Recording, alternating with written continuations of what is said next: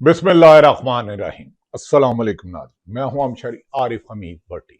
नाज़रीन, इंटरनेशनल खबरों के साथ साथ पाकिस्तान की भी आज थोड़ी सी एक ही खबर है कि पाकिस्तान में महंगाई ने 90% अवाम से अक्सरियत का जीने का बुनियादी हक छीन लिया। जालमो जालमो जुल्म कम करो इससे पहले कि अज़ाब इलाही आप पर आ जाए। ये हर जालम के लिए अल्लाह ने हुक्म दिया कुरान पाक में कि जालम और तकबर का इबरतनाक अंजाम है। नाजरीन, गुज़श्ता रात हुकूमत पाकिस्तान 1981 से मुसल्लत रहने वाली मुस्लिम लीग नून और उससे पहले पीपल्स पार्टी मुख्तलिफ अदवार में कबो बेशतर 5-4 दहाइयों से इक़्तिदार में रहने वाली जमात तजर्बा कार मुस्लिम लीग और पीपल्स पार्टी बाबा जमहूरियत आसफ अली जरदारी, वजीर आजम मोहतरम शहबाज शरीफ साहब, उनके बड़े भाई नवाज शरीफ साहब जो 2 दफा मुल्क के वजीर आजम रहे, उस हुकूमत ने दुनिया भर में इंटरनेशनल मार्केट में आजकल फ्यूल की कीमत कम हो रही है, 120 बैरल पर गई, अब 100 से करीब नीचे आ गई है। लेकिन पाकिस्तानी हुकूमत ने अवाम पर अशराफिया को नवाजने के लिए पहले बिजली घर महंगे दामों अरबों रुपए मुबैना करप्शन के लिए फिर उनको बिजली घर लगाए, फिर एलपीजी के लिए। अब दुनिया में अमेरिका और कुवैत की जंग पर मैं क्या बात करूं। डोनाल्ड ट्रंप कहते हैं अगर आज ईरान ने हमें जवाब दे दिया, अगर हमारी बात ना मानी तो प्रोजेक्ट फ्रीडम दोबारा शुरू करेंगे और फिर कुट खाएंगे ईरान से और भागेंगे।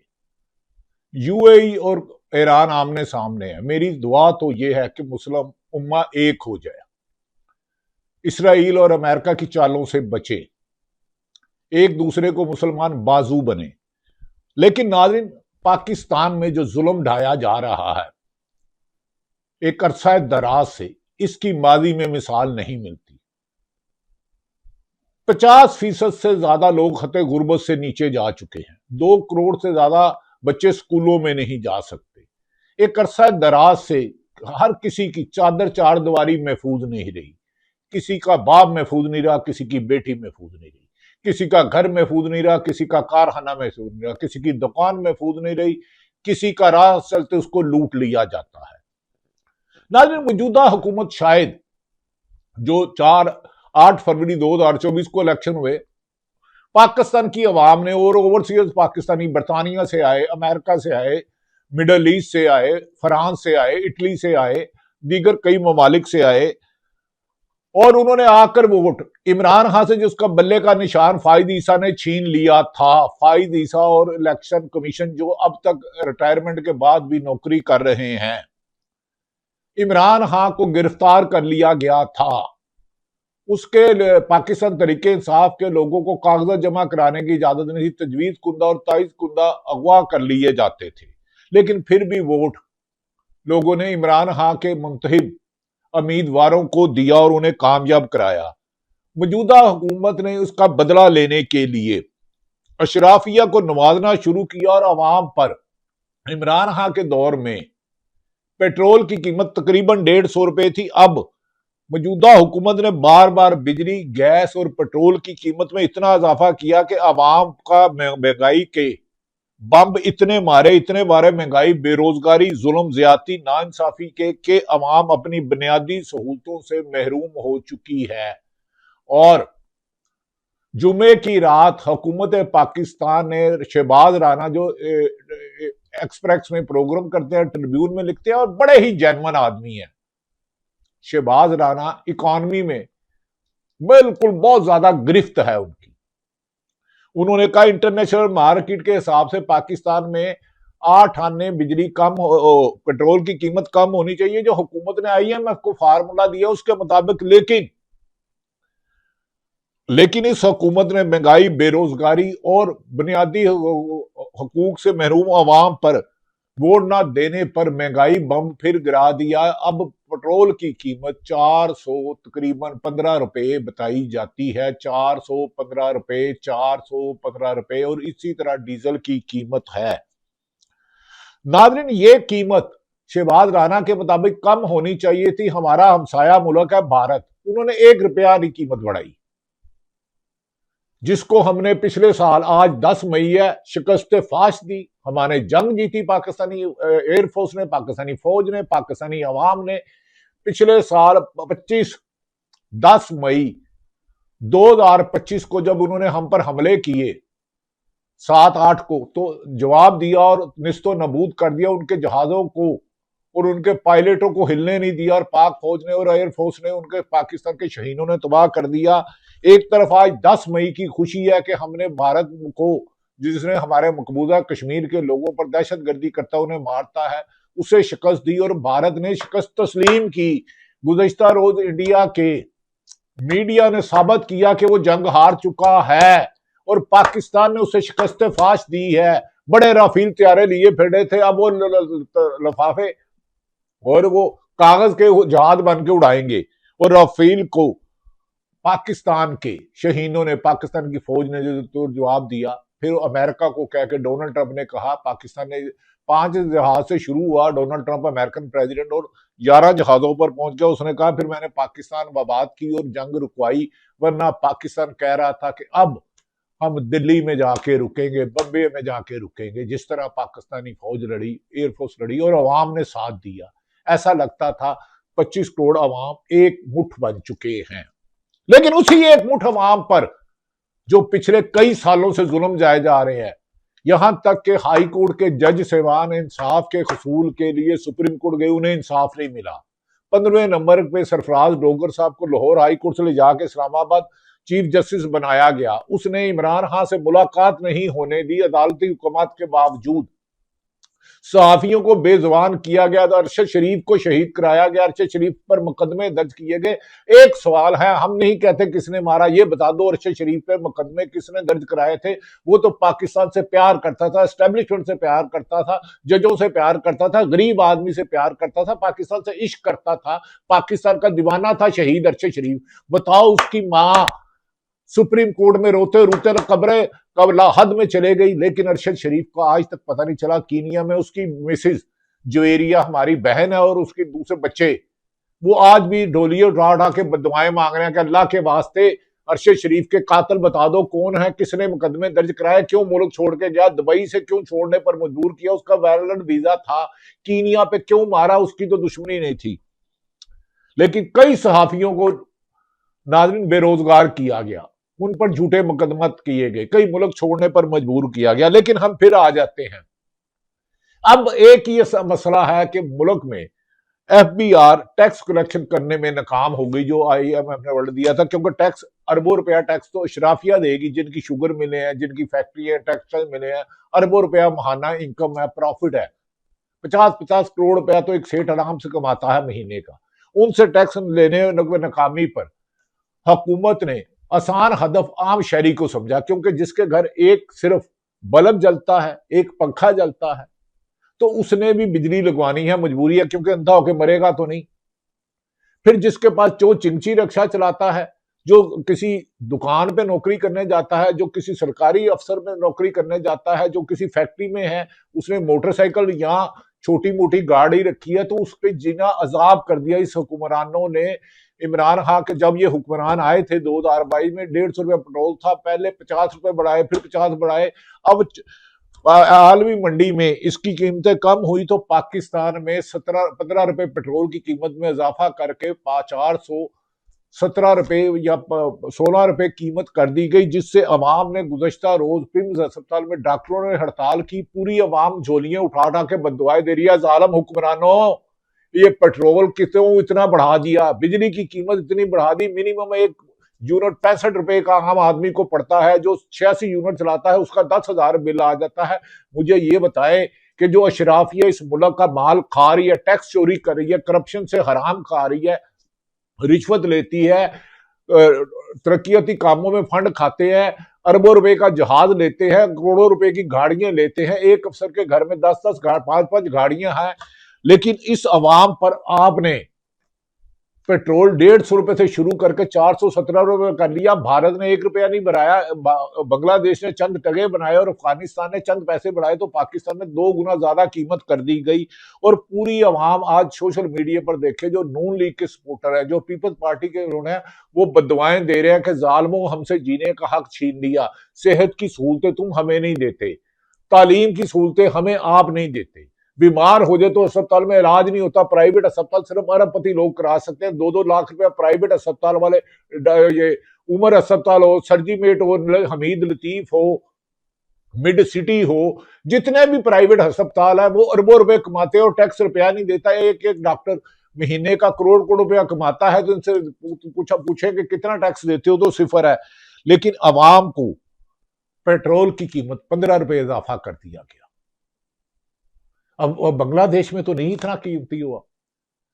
अमेरिका में $1 पेट्रोल पर लीटर, $1.10, और पाकिस्तान में $1.47 पर पहुंच गया है। इतना तो महंगाई दुनिया में नहीं हुई। दूसरी तरफ किसान को मजबूर किया जा रहा है कि वो अपनी गंदम सस्ते दामों लेके, और मिडल मैन जिसे टाउट कहते हैं या जो भी बीच में कहते हैं, वो उससे 3200 रुपए में ले रहा है और 5,000 की बोरी बेचता है, क्योंकि उसके पास हराम का पैसा फालतू होता है। वो पैसा लेके एक महीना स्टॉक करता है, और किसान को, जिसके खून पसीने की कमाई, उसका पसीना जमीन में जाता है और गंदम उगती है और हम अनाज खाते हैं, आपने उसका खर्चा पूरा नहीं करना, वो पूरे साल का राशन डालता है।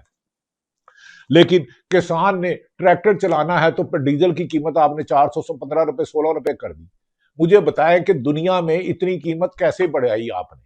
इसमें 165 रुपए सिर्फ टैक्सीज हैं, टैक्सीज हैं, टैक्सीज। अगर 165 निकाल दे तो ये पेट्रोल नाजरीन 200 रुपए से सस्ता आपको मिलेगा, क्योंकि एफबीआर इसमें हदफ पूरा नहीं करी। लेवी आईएमएफ के साथ जो एग्रीमेंट है, इसमें फरूख सलीम साहब माहिर माशियात हैं, उन्होंने एक चार्ट जारी किया है कि पाकिस्तान ने किस तरह गरीब आदमी के पेट पे टांग मार के, जेब में डाका मार के अपने शराफिया को भर दिया है, अरबों रुपए करा दिया। फरूख सलीम साहब हैं माहिर माशियात, उनका चार्ट है उनका। अगर एक्स अकाउंट में जाए, एक्स पे ही आज जो मुस्लिम लीग नून के थे, पीपल्स पार्टी के, बददुआएं दे रहे हैं। हम आपको नवाज शरीफ साहब, शहबाज साहब, जरदारी साहब बददुआएं नहीं देते, खुदा के वास्ते अरबों रुपए खाने वाले। आप मुझे बता दें, आपकी टोटल जायदाद कितनी है, आपके बच्चों की कितनी है, वो ठीक होगी सारी। क्या आप कुरान पे हलफ रख के कहते थे कि दिल पे पत्थर रख के मैं कीमत बढ़ाता हूं? 2 रुपए कीमत बढ़ती थी तो शरीफ खानदान और जरदारी खानदान कहते थे वो इमरान खान लुट के खा गया, ये हो गया। तो अब 15-15 रुपए, 55-55 रुपए पेट्रोल बढ़ाते हो, तो अब आपका दिल नहीं रोता? क्या आप दिल पत्थर हो गया या पत्थर दिल है आप? किसान को आपने लेवी आईएमएफ के मुताबिक 80 रुपए मैक्सिमम ले सकते हैं, लेकिन आपने लेवी और टैक्स की लेवी 117 रुपए कर दी और दीगर टैक्स तकरीबन 180 रुपए से ज्यादा कर दी है। और ये सब इसलिए आसान किया कि इशराफिया से, जिनकी बड़ी बड़ी मिलें हैं, जिनके 2-2 हजार मुलाजम हैं, जिनकी फैक्ट्री हैं, जिनके घर में 50-50 करोड़, 40-40 करोड़, 30-30 करोड़, 10-10 करोड़ की गाड़ियां हैं, उनसे टैक्स नहीं ले रहे। गरीब आदमी जो चिंची चला रहा है, रक्षा पे बच्चे किसी के स्कूल छोड़ने जा रहा है, मंडी में जाके आड़त में काम कर रहा है, उनसे जेबों में डूब रहे हो। खुदा का हाव, इतनी बददुआएं। अब टैक्स 180 रुपए कर दिया है। शहबाज राना के मुताबिक, जो ट्रिब्यून के, उन्होंने कहा कीमत मार्केट में कम होनी चाहिए थी, 150 रुपए सिर्फ लेवी और टैक्सेस में इजाफा करके अवाम के लिए दुश्वार कर दिया है। नाज़रीन, गुज़श्ता रोज पिम्स अस्पताल में डॉक्टरों ने भी एहतजाज किया। उन्होंने कहा यहाँ हमारी तनख्वाहें बढ़ाए, हालांकि डॉक्टर सबसे रीजनेबल है लोग, ये लोगों की खिदमत करते हैं। अगर ये प्राइवेट सरकारी अस्पताल में सुबह शाम देखते हैं तो ये इबादत है, बड़ा मुकद्दस पेशा है। लेकिन प्राइवेट अस्पताल में कुछ डॉक्टर 5,000 फीस लेते हैं और 10 टेस्ट लिख देते हैं, तो गरीब आदमी तो प्राइवेट अस्पताल में जाता है। लेकिन पिम्स अस्पताल में यकीनन जूनियर डॉक्टर ने, यंग डॉक्टर हमारे भाइयों ने हड़ताल की, इनकी भी तनख्वाहें बढ़ाई जाए, किसान की भी आमदन बढ़ाई जाए, मजदूर की भी बनाई जाए, सिक्योरिटी गार्ड की भी बनाई जाए, क्लर्क की, पुलिस सफाई की, आम आदमियों की जिंदगी में आसाइशें दे, जो 90% लोग बुनियादी सहूलतों से महरूम है। नाज़रीन, सरमाया पाकिस्तान में महंगाई क्यों हुई? क्योंकि पाकिस्तान में इंटरनेशनल इन्वेस्टर कहते हैं पाकिस्तान में करप्शन है, रूल ऑफ लॉ नहीं है। इंटरनेशनल इन्वेस्टर, बड़ी बड़ी कंपनी है, अरबों रुपए जिन्होंने इन्वेस्ट किए वो छोड़ के भाग गए। इंटरनेशनल इन्वेस्टर तो पाकिस्तान छोड़कर भाग गए कि यहाँ अदालतें आजाद नहीं है, यहाँ इंसाफ नहीं है, यहाँ जुल्म किया जाता है, ज्यादती की जाती है, रिश्वत ली जाती है, करप्शन की जाती है, किसी को कारोबार नहीं किया जाता। पाकिस्तान में इंटरनेशनल इन्वेस्टर दुनिया के 60 साल से सबसे कम इंटरनेशनल इन्वेस्टर अब मुल्क से भाग चुके हैं। और इसके साथ पाकिस्तान में जो अरबों रुपए कमाते हैं नाजायज तरीके से, हराम से, रिश्वत से या टैक्स चोरी करके, उन्होंने भी बैरून मुल्क पाकिस्तान में Abu Dhabi, Dubai, America, Europe में प्रॉपर्टी खरीदनी शुरू कर दी हैं, यूएई में खरीदनी शुरू कर दी हैं और मुल्क से पैसा बाहर ले जा रहे हैं। तो पाकिस्तान में ना तेल निकलता है ना पेट्रोल। ये थी कि इंडस्ट्री चले, अगर आप बिजली और गैस कम देंगे तो इंडस्ट्री चलेगी, वो बीट करेंगे, सेठ कारखाना लगाएगा, कारखाने में मजदूर काम करेगा, ये पूरा टैक्स देगा, टैक्स कलेक्शन बेहतर होगी, एक्सपोर्ट बेहतर होगी, वहां से डॉलर आएगा, मुल्क तरक्की करेगा। टेक्सटाइल तकरीबन 35% बंद या 40% बंद हो गई है।